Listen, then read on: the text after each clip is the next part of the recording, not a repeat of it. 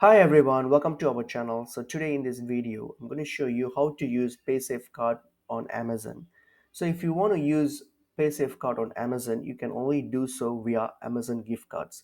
So you're going to purchase an Amazon gift card through Paysafecard and then use that gift card to do your purchases on Amazon. So firstly, to buy a Amazon gift card through Paysafecard, what you can do, you can simply visit any stores near your location that accepts or that sells a Paysafecard. For example, you can, if you go to Paysafecard website and then key down buy, you will be able to look for any outlets here. So based on, you can type in your address here and you can find any nearby location where you can find outlets. And then once you find one, so what you have to do is simply go to the outlet there. So whatever that's near to you, just get to the outlet there, and then what you can do, you can buy a gift card and then make the payment through your paysafe card. If you don't have a paysafe card, you can simply buy a paysafe card in the store itself. Otherwise, you can just buy a gift card at the outlet and then pay with your paysafe card using your paysafe card pin number. So just make the payment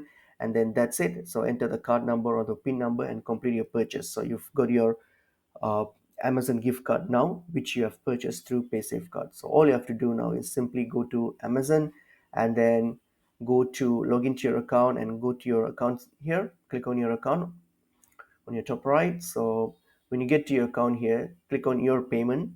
So we're going to add our payment methods. Our payment method, what you can do, you can simply use your payment method as the Amazon gift card. So click on Amazon gift card, and then what are you going to do, you're going to add your Amazon gift card that you just bought, and then just add it and then use it to make all of use it or redeem it to make it to all of your purchases that you're going to do on Amazon, as long as you have the required amount of balance on your gift card. So that's pretty much it is.